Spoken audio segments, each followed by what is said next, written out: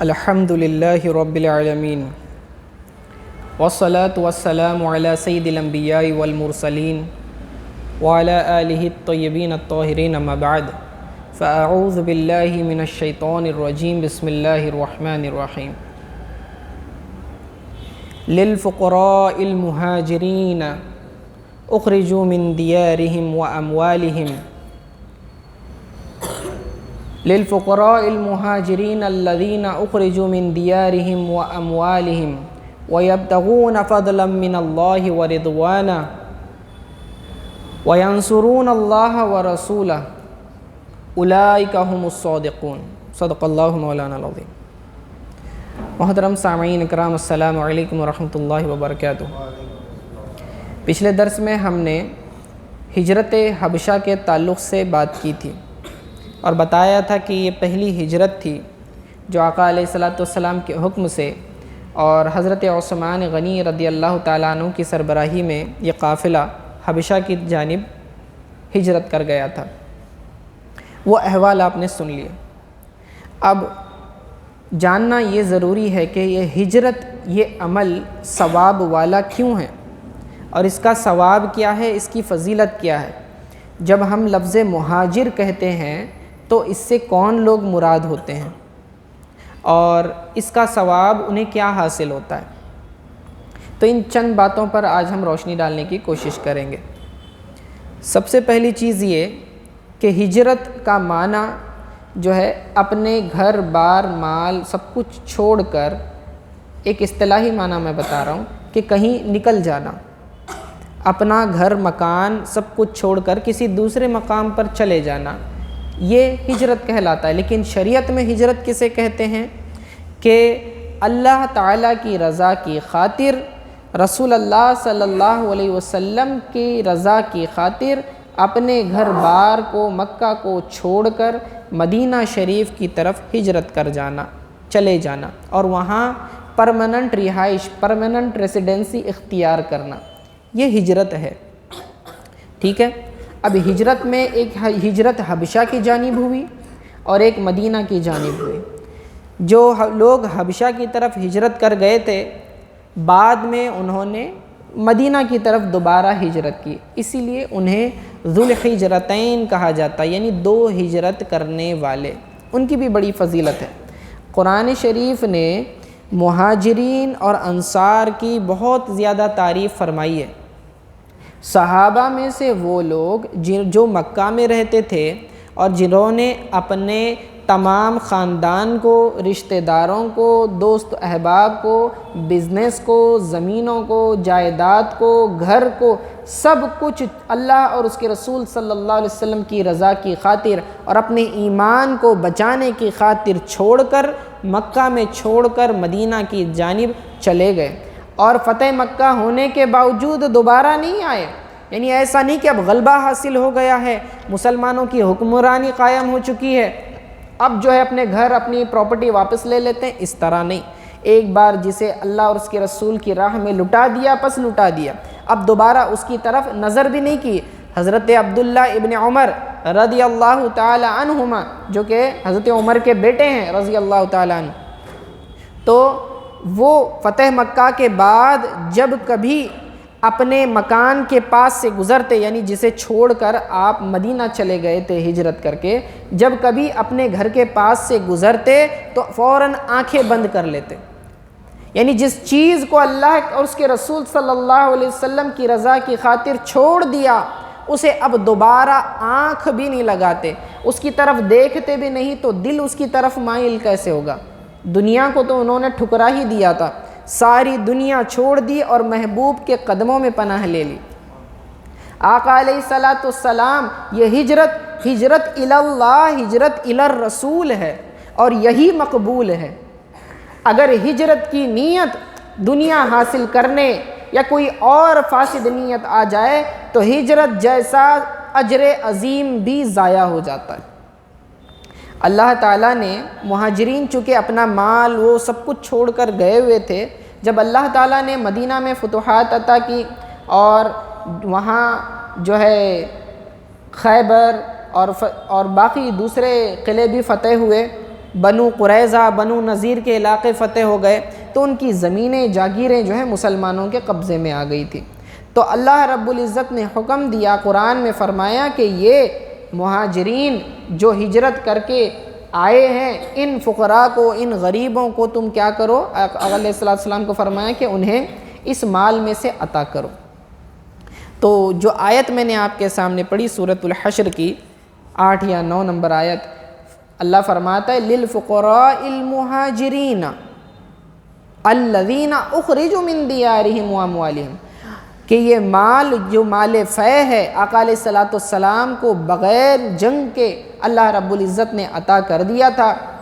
اور اختیار دیا کہ آپ اپنے حساب سے اس کو جو ہے ان کو تقسیم کریں۔ پہلے تو آقا علیہ السلام نے اس مال کو انصار کے سامنے پیش کیا، کیونکہ انصار مدد کرنے والوں کو کہتے ہیں، اور مدد انہوں نے کیسے کی؟ یہ وہ صحابہ تھے جو پرماننٹ مدینہ میں رہتے تھے، اور جب مکہ سے ہجرت کر کے لوگ صحابہ آئے تو حضور صلی اللہ علیہ وسلم نے آپس میں انہیں بھائی بنا دیا، تو انہوں نے اپنی پراپرٹیاں، جاگیریں اور بزنس سب کچھ جو ہے 50-50 ڈیوائیڈ کر کے اپنے مہاجر بھائیوں کو دے دی تھی۔ یہ سیکریفائس اتنا بڑا انہوں نے کیا تھا۔ تو آقا علیہ السلام نے جب ان پر یہ بات پیش کی، اختیار دیا کہ چاہو تو تم اپنے مال جو ہے جو تم نے اپنے بھائیوں کو عطا کرتی دیے ہیں وہ واپس لے لو، ٹھیک ہے، اور میں جو ہے تمہیں مال فے میں سے جو فتوحات ہوئی ہیں اس میں سے پراپرٹی عطا کر دوں گا، یا تمہاری مرضی۔ تو صحابہ نے فرمایا کہ انصار نے فرمایا نہیں، آپ یہ جو مال غنیمت آیا ہے یہ بھی مجاہدین اور مہاجرین کو عطا کریں، اور جو ہم نے انہیں دیا ہے وہ بھی واپس نہیں لیں گے۔ سبحان اللہ، کیسی قربانیاں تھیں۔ تو قرآن نے کہا کہ مختلف صورتوں میں، سورہ نمل میں آتا ہے، سورہ بقرہ میں آپ کو اس کا ذکر ملے گا، اور دوسرے مقامات پر سورہ توبہ وغیرہ، سورہ انفال میں آپ کو اس کا ذکر ملے گا، مہاجرین کے فضائل۔ کہیں اللہ تعالیٰ نے فرمایا ان کے لیے مغفرت ہے، اور جتنے بھی ان سے پہلے گناہ سرزد ہوئے ہیں سب کا کفارہ ہو چکا، اس ہجرت نے سارے گناہوں کو دھو دیا۔ پھر فرمایا ان کے لیے ثواب عام لوگوں کی طرح ثواب نہیں ملے گا، بلکہ اسپیشل ثواب انہیں حاصل ہوگا۔ ایک ہوتا ہے ثواب، آپ ایک نیکی کریں، ایک کے بدلے آپ کو اللہ تعالیٰ 10 گنا اجر عطا فرمائے، کسی کو 100 گنا، کسی کو 700 گنا تک اللہ رب العزت اجر عطا فرماتا ہے۔ لیکن مہاجرین کے لیے اللہ تعالیٰ نے مخصوص قسم کا ثواب تیار کر رکھا ہے اور انہیں وہ عطا کیا۔ پھر انہیں کیا عطا کیا؟ فرمایا کہ ان کے لیے ایسی جنتیں تیار کر رکھی ہیں جس کے نیچے نہریں بہہ رہی ہیں، اور جنت میں داخلہ فقراء اور مہاجرین کا سب سے پہلے ہوگا۔ حدیث پاک میں آتا ہے، مسند احمد وغیرہ کی احادیث میں آپ کو ملے گا کہ جنت میں سب سے پہلے اس امت کے فقراء اور مہاجرین داخل ہوں گے، اور مہاجرین میں سے بھی جو فقیر ہیں پہلے وہ، بعد میں جو اغنیاء، جو غنی ہیں، جو مالدار ہیں وہ بعد میں جائیں گے۔ اور دونوں کے جانے میں کتنا فرق ہوگا کہ امیروں سے پہلے غریب فقراء مہاجرین 500 سال پہلے جنت میں داخل ہوں گے، اس کے بعد باقیوں کا نمبر آئے گا۔ اندازہ لگائے 500 سال دنیا میں یہ مال وغیرہ سے محروم تھے، اللہ سب سے پہلے انہیں عطا کرے گا۔ جنہوں نے مال کو دنیا میں جو ہے خرچ کیا اللہ کی راہ میں اور ترک کیا اللہ کے لیے، سب کچھ چھوڑا اور فقیری اختیار کر لی، تو اللہ نے پھر انہیں کیسا اجر دیا کہ جنت میں ان کا داخلہ پہلے ہوگا۔ اغنیاء سے پہلے غنی، مالداروں سے 500 سال پہلے یہ لوگ جنت میں داخل ہوں گے۔ یہ بھی ایک فضیلت۔ اس کے بعد اللہ تعالیٰ نے فرمایا کہ یہ مال انہیں دے دیے جائیں۔ اس کے بعد الذین اخرجوا من دیارہم، یہ وہ لوگ ہیں جنہیں اپنے گھروں سے نکال دیا گیا، واموالہم، اور اپنے مال سے انہیں محروم کر دیا گیا، ٹھیک ہے، لیکن یہ کیوں؟ تو فرمایا یبتغون من فضل اللہ ورضوانا،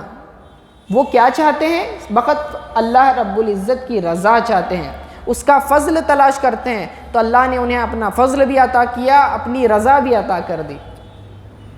وَيَنْصُرُونَ اللَّهَ وَرَسُولَهُ، فرمایا اور یہ اللہ اور اس کے رسول کی مدد کرتے ہیں۔ اللہ کی کوئی مدد، اللہ کو کسی کی مدد کی ضرورت نہیں ہے، یعنی اللہ کے دین کی مدد کرتے ہیں، اللہ کے دین کے لیے مشقتیں اٹھاتے ہیں، مجاہدے کرتے ہیں، میدان جنگ میں لڑتے ہیں، تو یہ ساری مشقتیں دین کو بلند کرنے کے لیے، گویا کہ وہ اللہ کی مدد ہے۔ تو اللہ اور اس کے رسول صلی اللہ علیہ وسلم کی مدد کرتے ہیں۔ کھانے کو کچھ نہیں ہوتا تھا، پیٹ پر پتھر باندھ لیا کرتے تھے تاکہ اس پتھر کی ٹھنڈک سے جو ہے پیٹ میں گرمی ہوتی ہے، جب کھانا نہ ہونا بھوک کی شدت کی وجہ سے گرم ہو جاتا ہے، تو پیٹ پر پتھر باندھ کر اس کی ٹھنڈک محسوس کرتے تھے تاکہ تھوڑی سی جلن کم ہو، آرام ہو اور کمر سیدھی رہے، یعنی کمزوری آ کے جھک نہ جائیں، اس طرح سے باندھا کرتے تھے۔ تو یہ احوال تھے ان کے۔ تو وَيَنْصُرُونَ اللَّهَ وَرَسُولَهُ، اور اللہ ان کے تعلق سے گواہی دیتا ہے، فرمائے گا اولئک هم الصادقون، یہی لوگ سچے لوگ ہیں، صادق ہیں، سچے ہیں، صدیقین میں سے ہیں۔ ہاں، یہی لوگ کہ جنہوں نے جو بات کی تھی، جو رسول اللہ صلی اللہ علیہ وسلم سے وعدہ عہد کیا، جس بات پر بھی انہوں نے بیعت کی، اس بیعت کو پورا کر کے دکھایا اور رسول اللہ صلی اللہ علیہ وسلم کی مدد کی۔ تو یہ اس طرح کے مختلف قسم کے ان کے لیے اجر ہیں۔ اور حدیث پاک میں آتا ہے کہ ہجرت جیسا عمل بھی اگر نیت خراب ہو تو ضائع ہو جاتا ہے۔ بخاری اور مسلم شریف کی متفق علیہ حدیث ہے، دونوں میں یہ حدیث موجود ہے کہ آقا علیہ السلام فرماتے ہیں، جس کا مفہوم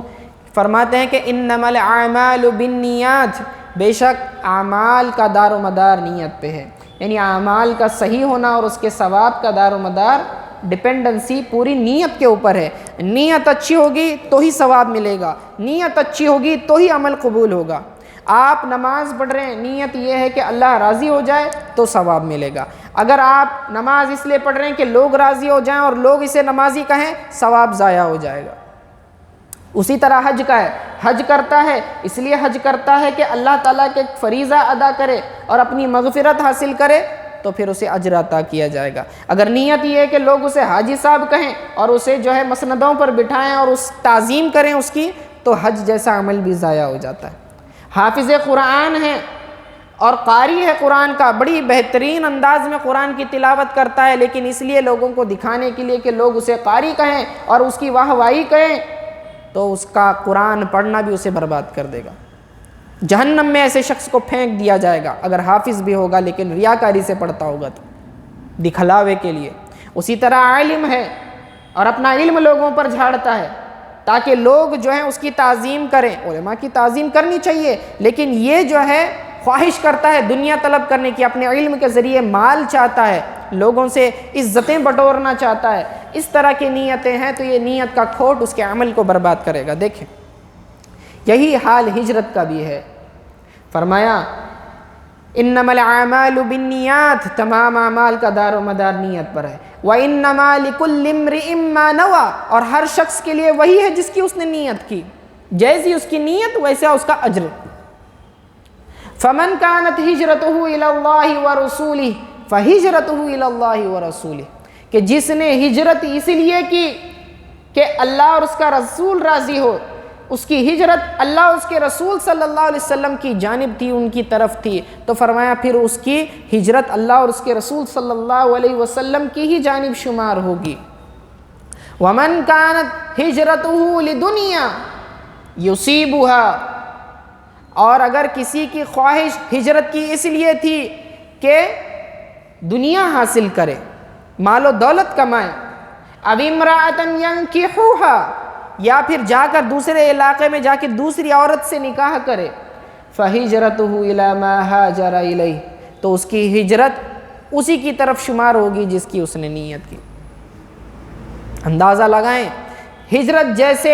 عظیم نیک عمل کے تعلق سے آقا علیہ السلام نے فرمایا کہ اگر نیت میں کھوٹ آ جائے تو سمجھ لیں کہ آپ کے سارے اعمال برباد ہو جائیں گے۔ آج ہمیں اپنے نیتوں کو درست کرنے کی ضرورت ہے۔ ہم نیک اعمال کرتے ہی کم ہیں، اس میں بھی اگر نیت درست نہیں تو وہ بھی اعمال ضائع ہو جائیں گے۔ یہ حدیث اصول کی حیثیت رکھتی ہے، یہ رول ہے، یہ فارمولہ ہے۔ آپ اس پر اپنے تمام اعمال کو پرکھیں، دیکھیں کہ کون سا عمل ہمارا اللہ کی رضا کے لیے ہے اور کون سا عمل لوگوں کے دکھلاوے اور ریاکاری کے اور دنیا کے مقصد کے لیے۔ اگر آپ کی نیت آخرت کے ثواب کی طرف ہے تو بالکل آپ کا ہر عمل درست ہوگا۔ آپ اسکول کالج جاتے ہیں اس نیت سے کہ بھئی علم حاصل کروں اور حلال رزق کماؤں، اسکول کالج جانا آپ کا جو ہے ثواب اور عبادت ہے۔ اندازہ لگائیں، آپ کا اٹھنا بیٹھنا سونا کھانا پینا چلنا لوگوں سے بات کرنا یہ تو روٹین ہے، یہ تو ہماری ضروریات ہیں، لیکن یہ ہر چیز ہر عمل ثواب بن سکتا ہے اگر نیت صحیح ہو، آداب سنن کے مطابق ہوں تو سارا کا سارا ثواب۔ تو دین آسان ہے، الدین سہل، دین آسان ہے اور اسے کوئی مشکل نہیں کر سکتا، اور جو اسے مشکل کرنے جائے گا دین اس پر غالب آ جائے گا۔ تو حدیث اور قرآن کی روح سے ہم سمجھ گئے کہ ہجرت الی الرسول ہے، رسول اللہ صلی اللہ علیہ وسلم کی غلامی اختیار کرنا ہجرت ہے۔ اب اس زمانے میں یہ ہجرت جسمانی تھی، اس زمانے میں ہجرت روحانی ہے۔ کیا مطلب؟ میں سمجھاتا ہوں۔ جسم سے جسمانی فزیکل ہجرت کہ آپ صحابہ کیا کرتے تھے، مکہ کو چھوڑ کر جہاں رسول اللہ صلی اللہ علیہ وسلم پروانوں کی طرح شمع کے پیچھے چل پڑتے تھے، اور وہاں آقا علیہ السلام جدھر ہیں وہیں ہمیشہ کے لیے رہ گئے، تو انہوں نے اپنے جسموں کے ساتھ تو ہجرت کی۔ اب اس زمانے میں کوئی شخص جو ہے اپنا گھر بار چھوڑ کر مدینہ کی طرف جا کے پرماننٹ وہیں رہنا چاہے تو اسے وہ ہجرت نہیں کہیں گے جو ہجرت صحابہ کرام نے کی تھی، کیونکہ آقا علیہ السلام نے فرمایا حدیث میں جس کا مفہوم ہے کہ لا ہجرت بعد الفتح، کہ فتح مکہ کے بعد اب کوئی ہجرت نہیں، یعنی کہ ہجرت کا حکم منسوخ ہو گیا، یعنی جو ہجرت واجبہ تھی یعنی لازم تھا مسلمانوں کے اوپر ہجرت کرنا، مینڈیٹری تھا ان کے اوپر، اگر کوئی پیچھے رہ جاتا تو قبول نہیں کیا جاتا، تو ہجرت کرنا واجب تھا لازم تھا، تو وہ ہجرت جو واجبہ تھی وہ جو ہے اب نہیں ہے، لا ہجرت بعد الفتح۔ لیکن یہ ہجرت کیا ہے؟ یہ ہجرت روحانی ہے کہ آدمی اپنی خواہشات نفس کو ترک کرے اور اپنے نفس کو رسول اللہ صلی اللہ علیہ وسلم کی اتباع پر لگا دے، اپنی مرضی کو بھلا دے اور مرضی مولا میں راضی رہے، اپنی خواہش اپنی مرضی کو ختم کر دے، جو رسول اللہ صلی اللہ علیہ وسلم چاہیں جو اللہ چاہے ویسا بنے، پھر دیکھیں اسے کیسی ترقیاں عطا ہوتی ہیں۔ تو یہ ہجرت روحانی کہلائے گی، کیونکہ ایک صحابی رسول صلی اللہ علیہ وسلم نے عرض کیا کہ یا رسول اللہ صلی اللہ علیہ وسلم ای الحجرت افضل، کون سی ہجرت افضل ہے؟ تو آقا علیہ السلام نے فرمایا کہ معصیت اور گناہوں والی زندگی کو اللہ کے لیے ترک کرنا، گناہوں کو برے اعمال کو اللہ کی رضا کے لیے چھوڑ دینا، یہ ہجرت افضل ہے فرمایا۔ یعنی ہجرت ہم نے بھی کرنی ہے، ہر شخص نے ہجرت کرنی ہے۔ ہجرت کیا؟ ایک مقام سے دوسرے مقام کی طرف آپ جا رہے ہیں، گناہوں والے مقام کو چھوڑ دیں، نیکیوں والے مقام کی طرف آئیں، مسجدوں کو اختیار کرنے، پاکیزہ مقامات پر اللہ کے گھر آئیں، اپنے گھر کو اذان سنتے ہی چھوڑ دیں اور اللہ کے گھر میں آ جائیں، یہ آپ کی ہجرت روحانیہ ہے۔ تو یہ ہجرت ہر شخص کر سکتا ہے اور کرنا چاہیے، اور یہ افضل ہجرت ہے فرمایا۔ لیکن یہ ہجرت روحانیہ کہلائے گی کہ ہم سفر روحانی کرتے ہیں، رسول اللہ صلی اللہ علیہ وسلم کی زیارت کی خاطر جو ہے اپنے ملک کو چھوڑ کر مدینہ چلے جاتے ہیں، عمرہ کرنے کے لیے چلے جاتے ہیں، حج کے لیے چلے جاتے ہیں۔ ہر شخص کی خواہش ہونی چاہیے کہ میں ایک مرتبہ کم از کم مدینہ شریف جا کے آقا علیہ السلام کی بارگاہ میں حاضری دوں اور سلام عرض کروں۔ یہ خواہش اگر پنپتی نہیں ہے تو آپ کا دل ہجرت کی طرف مائل نہیں ہے۔ ہاں، ضروری ہے کہ ہم اپنے آپ کو تیار کریں اور ہر وقت خواہش ہو کہ رسول اللہ صلی اللہ علیہ وسلم سے ملاقات ہو۔ لیکن آپ کس حال میں جائیں گے؟ کیا تیاریاں کریں گے؟ گناہوں میں سر سے پیر تک ڈوبے ہوئے، سیاہی گناہوں کی لگی ہوئی ہے، اس گندی حالت میں آقا علیہ السلام کی بارگاہ میں جانا۔ اپنے آپ کو درست کریں، نیک بنے، توبہ و استغفار کریں، اپنے آپ کو پاکیزہ کریں اور اپنے جانے سے پہلے درود و سلام کے ہدیے بھیجیں، روزانہ درود شریف کی کثرت کریں اور پھر جا کر پھر اپنا چہرہ دکھائیں، پھر دیکھنا کیسی عنایتیں ہوتی ہیں۔ تو تیاری کرے ہر شخص آقا علیہ السلام کی بارگاہ میں جانے کی۔ اور یہ ہجرت کی ابتدا ہوئی، حضور علیہ السلام نے حکم دیا صحابہ کو کہ آپ جاؤ اور اب تھوڑا تھوڑا کر کے جو سب سے پہلے جنہوں نے ہجرت کی حضرت مصعب بن عمیر رضی اللہ تعالیٰ عنہ، یہ جو ہے آقا علیہ الصلوۃ والسلام کے حکم سے مدینہ چلے گئے اور وہاں پر جو ہے قرآن پاک پڑھانے لگ گئے۔ ساتھ ہی میں عبداللہ ابن مکتوم ابن ام مکتوم، یہ نابینا تھے صحابی حضور صلی اللہ علیہ وسلم کے، اور یہ بھی مؤذن رسول ہیں صلی اللہ علیہ وسلم، اذان دیتے تھے حضور صلی اللہ علیہ وسلم کے زمانے میں۔ اور پھر حضرت بلال، جن مشہور ہیں کہ یہ بھی جو ہے مؤذن رسول ہیں صلی اللہ علیہ وسلم، یہ حضرت بلال، پھر حضرت عمار رضی اللہ تعالیٰ عنہ، یہ لوگ جو ہیں، اور حضرت سعد رضی اللہ تعالیٰ عنہ وغیرہ نے جو ہے نا ادھر ہجرت کی مدینہ کی طرف۔ پھر اس کے بعد حضرت عمر رضی اللہ تعالیٰ عنہ نے 20 اصحاب، 20 سواروں کے ساتھ ہجرت کی، اور ان کے ہجرت کا واقعہ بھی بڑا نرالا ہے کہ حضرت عمر رضی اللہ تعالیٰ عنہ اور ان کے 2 ساتھی سے عیاش ابن ابی ربیعہ اور ہشام کر کے ایک تھے، تو یہ 3 اصحاب تھے۔ انہوں نے طے کیا، کہا کہ ہم جو ہے وادی رملہ کے آگے جو ایک علاقہ ہے اوپر کی جانب ہم گھاٹی میں اتریں گے ایک وادی میں صبح اور دیکھیں گے، ہم میں سے جو صبح میں پہلے پہنچ جائے گا دیکھیں گے، انتظار کریں گے کہ جو آ گیا تو ہم سمجھ جائیں گے کہ اب ہجرت اتنے ہی لوگوں نے کرنی ہے، اور جو پیچھے رہ گیا، وہ جو ٹائم پر نہیں آیا صبح کے وقت، سمجھ لیں گے کہ اسے پکڑ لیا گیا ہے، یعنی اسے روک دیا گیا ہے۔ تو ادھر ایسے ہی ہوا کہ تینوں اصحاب نے رات میں پلاننگ کی اور صبح جو ہے مقررہ مقام پر آ گئے، تو عیاش ابن ابی ربیعہ اور جو ہے حضرت عمر رضی اللہ تعالیٰ عنہ پہنچ گئے، ہشام نہیں پہنچ سکے، تو انہوں نے سمجھ لیا کہ انہیں پکڑ لیا گیا ہے۔ تو وہ لوگ اب باقی ساتھیوں کے ساتھ جو ہے 20 سواروں کے ساتھ حضرت عمر رضی اللہ تعالیٰ عنہ جو ہے ہجرت کے سفر پر نکل پڑے اور مدینہ پہنچ گئے۔ مدینہ پہنچتے ہی وہ لوگ وہاں کے انصار صحابہ انتظار میں تھے، کہنے لگے کہ رسول اللہ صلی اللہ علیہ وسلم کا کیا ہوا؟ کہنے لگے وہ پیچھے آ رہے ہیں، ہمارے پیچھے ضرور آئیں گے۔ ادھر جو ہے عیاش رضی اللہ تعالیٰ عنہ آ گئے، عمر رضی اللہ تعالیٰ عنہ آ گئے، ہشام رضی اللہ تعالیٰ عنہ آزمائش میں مبتلا ہو گئے، اور کفار نے جو انہیں پکڑ لیا، ان پہ زبردستی کی، حتیٰ کہ انہیں دین کے معاملے میں آزمائش میں مبتلا کیا، یعنی اپنے دین سے پھرنے کے لیے کہا، اور پھر اس کے بعد انہوں نے مجبوراً جو ہے ان سے یہ معاملہ ہو گیا۔ پھر اس کے بعد ادھر جو ہے عیاش جو تھے، یہ ابو جہل بن ہشام اور دوسرا ایک شخص تھا، یہ ان کے کزن بھائی تھے۔ تو اب حضور صلی اللہ علیہ وسلم نے ابھی تک ہجرت نہیں کی تھی، یہ ابو جہل اور دوسرے ایک ساتھی جو ہیں، یہ دونوں بھائی جو ہے عیاش کو واپس لانے کے لیے جو ہے مدینہ شریف چلے گئے۔ وہاں جا کر انہوں نے باتیں کی، کہنے لگے کہ تمہاری ماں نے نظر مان لی ہے، منت مان لی ہے کہ جب تک عیاش واپس نہیں آتا تب تک نہ اپنی بالوں میں کنگھی کروں گی اور نہ ہی اپنے سر پر دوپٹہ لوں گی، یعنی دوپہر کی گرمی جو دھوپ ہوتی ہے اس میں جو ہے دوپٹہ بھی نہیں لوں گی۔ حالانکہ یہ دونوں اذیت والے کام ہیں، یعنی کہ ماں اپنے آپ کو تکلیف دینا چاہتی ہے بیٹے کی جدائی میں۔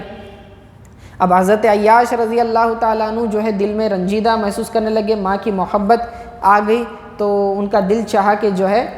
وہ ماں کی قسم کو پوری کر دیں۔ تو حضرت عمر رضی اللہ تعالیٰ عنہ نے کہا کہ نہیں، یہ لوگ تمہیں دھوکہ دیں گے، یہ سازش ہے ان کی، یہ تمہیں دین کے معاملے میں آزمائش میں ڈالنا چاہتے ہیں، تم ان کے ساتھ ہرگز نہ جانا، ان کی بات نہ ماننا۔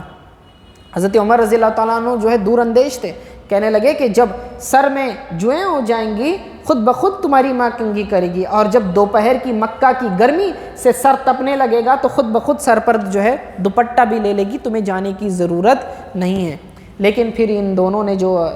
لوگ آئے تھے انہوں نے جو ہے بہلایا پھسلایا، تو پھر کسی طرح سے جو ہے حضرت عیاش رضی اللہ تعالیٰ عنہ واپس مکہ کی جانب جانے کے لیے راضی ہو گئے۔ ادھر حضرت عمر رضی اللہ تعالیٰ عنہ نے کہا دیکھو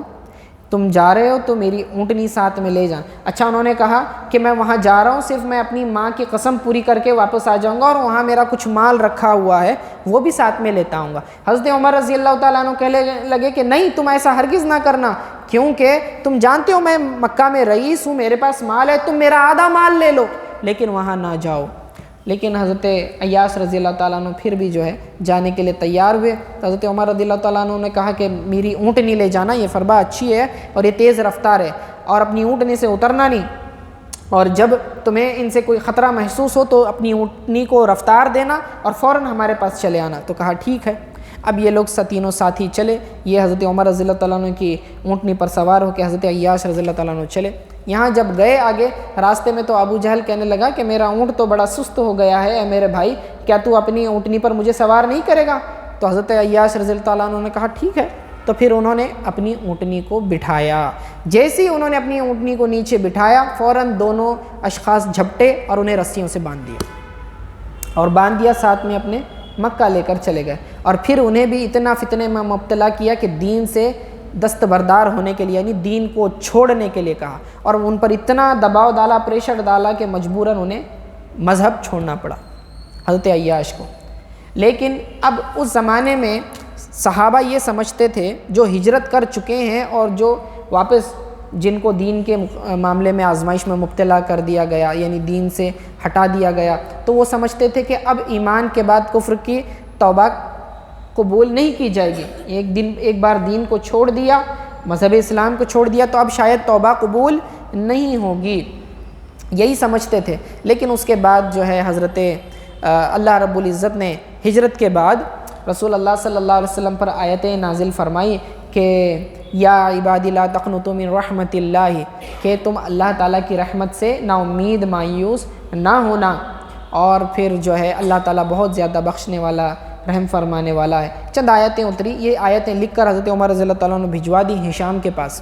ہشام جو ہے اسے لے کر پہاڑی پر چڑھ کر بار بار پڑھتے رہے کہ آخر اس کا معنی کیا ہے کہ سمجھوں کہ کس کے بارے میں ہے۔ بعد میں پھر انہوں نے اللہ سے دعا کی تو اللہ تعالیٰ نے ان کے سینے میں یہ بات ڈال دی، وہ سمجھ گئے کہ یہ آیتیں ہمارے تعلق سے ہیں، ہم سمجھتے تھے کہ ہم نے ایمان کے بعد کفر اختیار کر لیا تو اب جو ہے ہماری توبہ مقبول نہیں ہوگی، لیکن اللہ تعالیٰ جو ہے یہ ہمارے تعلق سے فرماتا کہ اگر اب بھی ہم توبہ کر کے آقا علیہ الصلوۃ والسلام کی طرف ہجرت کر جائیں تو اب بھی ہم بچ سکتے ہیں۔ تو انہوں نے فوراً جو ہے بلند آواز سے آیتیں پڑھی اور پھر جو ہے چھپتے چھپاتے جو ہے دوبارہ جو ہے ہجرت کر لی مدینہ کی جانب رسول اللہ صلی اللہ علیہ وسلم کی بارگاہ میں۔ تو اس طرح سے بہت کرٹیکل سچویشن تھی وہاں پر، اور پکڑے جانا مطلب قتل کر دیے جانا، کمزور ہوں گے تو قتل کر دیے جانا، یا تو پھر اگر جو ہے دین اتنا پریشر ڈالتے تھے کہ وہ مذہب اسلام کو چھوڑنے پر مجبور کرتے۔ تو یہ حالات اس زمانے میں مسلمانوں پر آئے، لیکن وہ استقامت کے ساتھ دین پر قائم رہے، اور ہم آج بھی اس قسم کے حالات دیکھتے ہیں کہ مسلمانوں پر ظلم و تشدد ہوتا ہے، نمازیں پڑھنے پر انہیں مارا جاتا ہے، گوشت کھانے پر انہیں مارا جاتا ہے، صرف اس لیے کہ وہ دین اسلام کو چھوڑ دیں اور کفر کی طرف آ جائیں، گھر واپسی ہو جائے ان کی۔ حالانکہ یہ جائز نہیں، ایمان کے بعد کوئی کفر نہیں، ایمان میں استقامت صحابہ کی طرح اختیار کر لیں، سب کچھ چھوڑنا پڑے، گھر بار مال دولت سب کچھ چھوڑنا پڑے، لیکن ایمان کو بچانے کی نوبت آئے تو ایمان کو ترجیح دیں، مال کو ترجیح نہ دیں، اور اللہ تعالیٰ کے اجر کے مستحق بنے۔ یہ ان کی سیرت سے ہمیں یہ سبق ملتا ہے۔ اللہ تعالیٰ ہمیں دین پر استقامت عطا فرمائے اور دین پر مضبوطی سے قائم رہنے اور اس پر عمل پیرا ہونے کی توفیق عطا فرمائے۔ وصلی اللہ تعالیٰ علی خیر خلق محمد وآلہ وصحبہ اجمعین برحمتک یا ارحم الراحمین۔